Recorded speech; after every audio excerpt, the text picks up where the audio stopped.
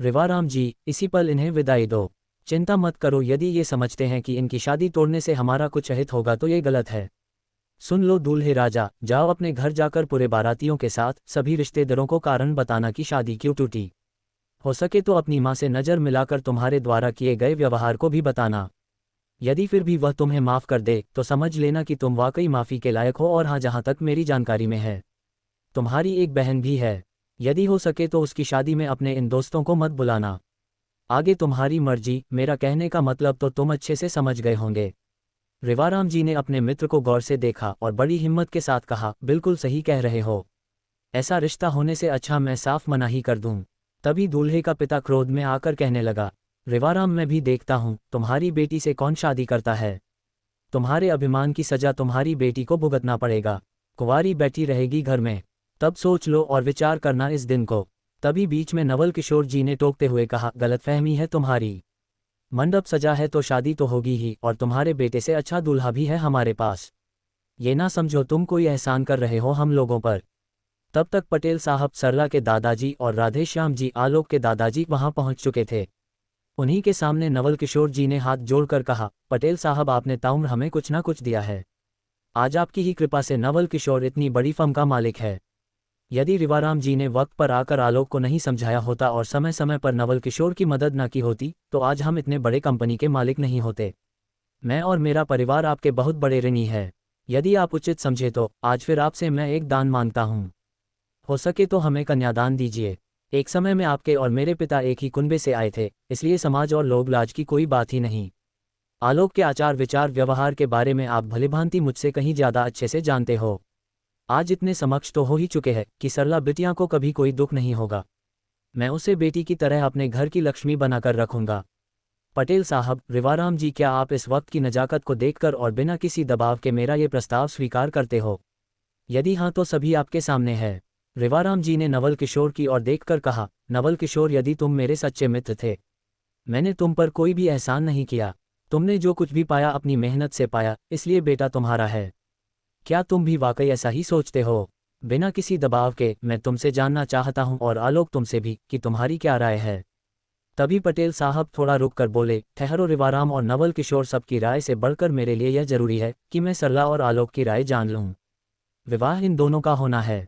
राधेश्याम जी, हम दोनों बातें करते हैं। तब तक रिवाराम, इन मेहमानों को जाने का रास्ता दिखा कर आओ। कहते हुए पटेल साहब ने उन मेहमानों को इशारा किया। रिवाराम जी ने हाथ जोड़कर कहा, धन्यवाद मुझे घर बैठे अपनी बेटी के लिए इतना अच्छा वर दिलाने के लिए। अब आप अपने बेटे को लेकर जा सकते हैं। रिवाराम जी ने हाथ जोड़कर कहा, धन्यवाद मुझे घर बैठे अपनी बेटी के लिए इतना अच्छा वर दिखाने के लिए। आप अपने बेटे को अभी तुरंत लेकर यहाँ से जाए। दूल्हा और उसका पिता बड़ी तेजी से बारातियों को इशारा कर निकल पड़े। दूल्हे और बारातियों का चेहरा देखने लायक था। शायद इतनी बेइज्जती उनकी कहीं नहीं हुई होगी। उन्हें लड़के होने का जो घमंड था, आलोक के परिवार ने उनका वह घमंड भी चूर चूर कर दिया। तब तक खबर सारे गांव में आग की तरफ फैल गई। गांव वाले सभी रिवाराम जी से बहुत प्यार करते थे। सारे गांव ने बारातियों को घेर लिया और अपशब्द कहकर डराने धमकाने लगे। तभी नवल किशोर जी ने सबको मना किया और उन लोगों से कहा कि इन्हें जाने दो। गांव की बेटी गांव में ही रहेगी। अब हमारा आलोक और सरला बिटिया की शादी होगी। ये सुनकर तब तो सारे गांव वाले खुशीपूर्वक उन बारातियों को ये कहकर छोड़ दिया कि शुभ अवसर है, इसलिए तुम्हें खुशी में छोड़ते हैं, वरना आज तुम्हें बताते कि मंडप छोड़कर जाना क्या होता है। लेकिन तब तक कुछ नौजवान ने जोश में आकर दूल्हे के दोस्त पर अपना हाथ साफ कर ही लिया। बड़ी मुश्किल से बीच बचाव में आकर छुड़ाया और गांव से उन्हें इस तरह खदेड़ा जैसे आवारा पशुओं के दल को गांव से बाहर निकाला जाता है। शायद उनमें से अब कोई भी इस गांव में आने के बारे में दूर से दूर तक भी नहीं सोच सकता। वापस लौटते समय सारा गांव मंडप में जमा हो चुका था और इधर राधेश्याम और पटेल साहब ने आलोक और सरला से उनकी राय भी भली भांति जान ली। आलोक को सजाकर लाया। बड़े गाजे बाजे के साथ पूरे ग्रामवासियों की दुआओं के साथ आलोक का विवाह सरला के साथ संपन्न हुआ। इस बीच नवल किशोर और राधेश्याम जी इस बात पर खुश थे कि उन्होंने सारे जहां का कर्ज उतार दिया, जो आज उन्हें ऐसा सुनहरा मौका मिला। रिवाराम और पटेल साहब भी बहुत खुश थे, आलोक जैसे गुणी लड़के को दामाद के रूप में पाकर। सरला भी भली भांति अति प्रसन्न थी आलोक को पति के रूप में पाकर, क्योंकि कहाँ उसका जीवन एक शराबी के साथ दांव पर लगा था और अचानक ईश्वरीय कृपा से उसे इतना सुंदर और सुशील वर प्राप्त हो गया। सारे ग्रामवासी भी खुश थे और वाहवाही कर रहे थे राधेश्याम और नवल किशोर के निर्णय पर, जो उन्होंने सही समय पर इतना अच्छा निर्णय लिया। इन सब की खुशी में और अपनी बचपन की दोस्त सरला को जो इस समय बिल्कुल प्रतियोग से कम नहीं लग रही थी। आलोक सरला को बचपन से जानता भी था। उसे इस तरह संकट की घड़ी में साथ देकर आलोक भी मन ही मन प्रसन्न था। लेकिन इन सब के बीच वंशिका का ख्याल भी उसके मन की गहराइयों में कहीं ना कहीं विद्यमान था। कहाँ वह आया था अपने विवाह की चर्चा करने, यहाँ तो उसका ही विवाह ही रचा दिया गया। बस अंतर इतना था कि दुल्हन वंशिका की जगह सरला के रूप में थी। वास्तव में सरला वंशिका से कई ज्यादा बढ़कर थी। एक समय में आलोक के भी मन में इच्छा की थी उसे भी सरला जैसी पत्नी मिले, लेकिन इतने बड़े परिवार में रिश्ता उस समय उसके पहुंच से बहुत परे था, इसलिए उसने कभी इस विषय में विचार ही नहीं किया। आलोक को लेकिन क्या पता था कि किस संयोग में उसके मन में यह विचार आया और व्यापार तेजी से तरक्की करने लगा। आज देखते ही देखते वह इस स्तर पर पहुंच गया कि खुद पटेल साहब ने उसे अपने घर का दामाद बनने का प्रस्ताव स्वीकार किया। वाकई है उसकी खुशनसीब है। मन की सारी उथल पुथल, शंकाएं अशंकाएं एक नवविवाहित वधू के मन में आना स्वाभाविक होता है, क्योंकि एक अनजान व्यक्ति के साथ नवजीवन की शुरुआत करना इतना आसान नहीं होता है। अनजान से आशय यह नहीं कि उसे कभी देखना परखाना हो, वरन अनजान का आशय यह है कि भले ही आप किसी को वर्षों से जानते हो, लेकिन जीवनसाथी के रूप में आपका संबंध भावनाओं के रूप में जुड़ा होता है। वैवाहिक संबंध सिर्फ एक शारीरिक संबंध की छूट नहीं, वरन भावनाओं, विचारों और एक दूसरे को गहराई तक समझकर सामंजस्य के साथ पूरा जीवन व्यतीत करने के लिए संतुलनपूर्ण जीवन है, जहां सिर्फ अपने विचारों को थोपने के अलावा जीवन साथी के विचारों को समझने पर ज्यादा बल दिया जाता है। आलोक और सरला दोनों ही एक दूसरे को पूर्व से जानते अवश्य थे, लेकिन फिर भी सरला को न जाने क्यों उसका स्त्रीमन कहीं ना कहीं एक अलग ही संकेत दे रहा था, क्योंकि पुरुष के मन की एक हल्की सी भी तरंग को भाप लेने की अभूतपूर्ण शक्ति स्त्री को ईश्वर ने प्रदान की है। इसके पीछे का कारण तो ईश्वर ही जाने, लेकिन सरला कहीं ना कहीं इस बात का आभास कर रही थी कि कभी कभी आलोक का अन्ना मन यह एहसास करने पर मजबूर कर देता है कि बेशक विवाह विशेष परिस्थितियों में और अचानक हुआ है, लेकिन उस समय में शायद आलोक को सोचने और समझने का मौका ना मिला हो, इसलिए उसे थोड़ा वक्त देना उचित रहेगा। ये सोचकर सरला शांतिपूर्वक अपने काम में लगी रही, लेकिन पूरी सतर्कता के साथ, क्योंकि परिस्थितियां चाहे जैसी और जो भी क्यों ना रही हो, उन्होंने पत्नी रूप में उसे स्वीकार किया है और अग्नि के समक्ष वचनबद्ध हुए हैं। फिर भला वह कैसे अपने मन की बात छुपाकर उन्हें अकेला छोड़ सकती है। चाहे जो भी हो, आलोक को सच बताना ही होगा, या फिर पूर्ण रूप से उसे अपनाना होगा, लेकिन स्त्री हट या बाल हट तभी स्वीकार होता है जब पूर्ण भाव समर्पण रत का हो, वरना यह व्यर्थ है। एक स्त्री होने के नाते वह इतना तो जानती ही थी कि पुरुष यूं ही पराशक्ति अधीन नहीं होता है। भाव को बांध कर रखना स्त्रियों का कर्तव्य है, और जो ऐसा ना कर पाए तब उसे कोई हक नहीं है कि वह ये शिकायत करे कि पुरुष उसके अलावा किसी और का भी चिंतन करें। ऐसा कह देना मात्र तब उचित होगा। ये सोचते हुए एक बार फिर सरला पूर्ण श्रृंगार के साथ पुरुष प्रवृत्ति को ध्यान में रखकर आलोक के समक्ष जा बैठी। आलोक के लिए सरला का ये सुंदर रूप दृष्टि से परे करने लायक नहीं था। वह तो जैसे सरला के मोहपाश में बंधता चले जा रहा था। अभी आलोक को सिर्फ और सिर्फ सरला और उसकी बातें सुनाई दे रही थी। अपने पति को जब संपूर्ण जगत से परे अपने समक्ष सरला ने पाया, तब दोनों के बीच बातें शुरू हुई। सरला ने सबसे पहला प्रश्न करते हुए कहा, आलोक, इससे पहले भी हम कई बार मिले, क्या कभी तुम्हारे मन में मुझसे यूं मिलने का ख्याल आया?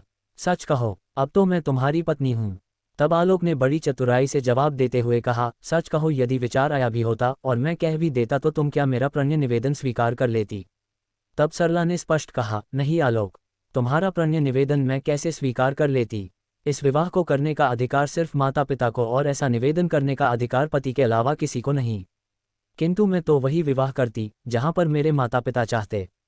उनका सम्मान करना ही मेरा धर्म है। कहते हुए सरला आलोक की ओर देखने लगी। सरला अपनी बातें आलोक को बताए जा रही थी। हमने तो यही बचपन से सीखा और समझा है। मेरे लिए किसी और का विचार शादी से पूर्व महज आकर्षण तक सीमित था, जो कभी नहीं हुआ, क्योंकि इस विषय में सोच कभी बनी ही नहीं। मैं तो अभी भी विवाह के लिए पूर्ण रूप से तैयार नहीं थी, लेकिन समाज की मर्यादा और पिता की मर्जी के खिलाफ जाना हमने नहीं सीखा। लेकिन मैं तुमसे जानना चाहती हूँ कि विवाह के समय जब वाद विवाद की स्थिति चल रही थी, तब तुमने, यदि तुम्हारे मन में 1% भी मेरे लिए ख्याल रहा होगा, तब ऐसी ही विपरीत परिस्थिति में क्यों आगे बढ़कर तुमने खुद अपना प्रस्ताव मेरे सामने क्यों नहीं रखा? आलोक, क्या तुम्हें कोई डर था, या फिर तुम्हारे मन में किसी और के लिए पूर्व से ही विचार है? यदि ऐसा था तो क्या तुमने मुझे समाज में उचित स्थान दिलाने के लिए वह निवेदन स्वीकार किया, या फिर अपने पिता और दादा का मान रखने के लिए तुमने शांतिपूर्वक ये प्रस्ताव स्वीकार किया, इसके पूर्व कि हम पूर्ण समर्पण के साथ एक दूसरे में समा जाए? मैं नहीं चाहती कि हम दोनों के बीच कोई एक तिनका भी शून्य विचार के रूप में शेष रहे। ऐसा नहीं कि अब मैं तुम्हें छोड़कर जाऊं, लेकिन अपने पति के मन को पढ़ने का अधिकार तो मुझे होना ही चाहिए। किया तुमने मुझे पूर्ण मन से स्वीकार किया और यदि नहीं तो मैं तुम्हें यह विश्वास दिलाती हूँ कि मैं अपने पत्नी धर्म को इस शिद्दत से निभाऊंगी कि तुम्हें विवश होना होगा मुझे पूर्ण रूप से स्वीकार होने में। स्त्री की जिद के आगे ईश्वर भी ना ठहर पाया तो आलोक की क्या मिसाल। वह शांत रहा और कुछ ना कह सका, सिर्फ सरला के हाथों को अपने हाथ में लेकर सरला के मुख को देखता रहा। विवाह के पश्चात आज ये प्रथम अवसर था जब उन कोमल हाथों को अपने हाथ में पूर्ण स्वतंत्रता के साथ एक पति भाव से लिया था। आलोक ने इतना कोमल और अनेक उथल पुथल और भाव से भरे मन के साथ उसने सिर्फ हम की आवाज के साथ बिना कोई जवाब दिए अपना हाथ सरला के हथेलियां से धीरे धीरे हाथ की उंगलियों पर ले जाना प्रारंभ किया। तब अचानक से सरला शांत होकर आलोक की तरफ देखने लगी। सरला की आवाज भी धीमी होते चली गई और वह आंखें बंद किए हुए सिर्फ आलोक के हाथों की छुअन को अनुभव करने लगी। एक अजीब सा अनुभव उसे उस समय होने लगा। जैसे ही आलोक ने सरला का हाथ पकड़ा तो सरला ने अपनी आंखों को झट से बंद कर लिया। सरला तो सिर्फ जैसे आलोक के हाथों के छुअन के अनुभव को अपने हृदय स्थल में समा लेना चाहती हो। आलोक हाथों पर से हाथ घुमाते हुए उसके कंधों पर हाथ घुमाते हुए धीरे धीरे उसके सारे बदन पर हाथ फेरने लगा और सरला को खींचकर जोर से अपनी बाहों में भर लिया। सरला की तो सांस मानो जैसे तेज हो चली थी, जिसे आलोक गर्म हवाओं के झोंकों की तरह स्पष्ट रूप से अनुभव कर सकता था। उसने एक हाथ सरल के कमर में डाल दूसरे हाथ से सरला को अपने गोद में उठा लिया और सरला को ले जाकर बेड पर लेटा दिया। आलोक ने अपने होंठ सरला के होंठ के ऊपर रख दिए और वह उन्हें चूमने लगा। आलोक सरला के गालों को चूम रहा था और इस तरह वे दोनों एक दूसरे के चुंबन के साथ एक दूसरे में खोते चले गए। सरला के सारे सवाल उसी के साथ समाप्त हो गए। अब आलोक पूरी तरह से सरला के मोहपाश में डूबा हुआ था। उधर आलोक के पिता कितने दिनों से उस नई ब्रांच से कोई नई खबर न मिलने के कारण चिंतित थे। हाँ, उसी समय उन्होंने अचानक गेस्ट हाउस का भी जिक्र कर दिया था। कहानी अभी जारी है, इसका अगला भाग जल्द ही अपलोड करेंगे। जब तक आप कहानी के साथ बने रहे, धन्यवाद।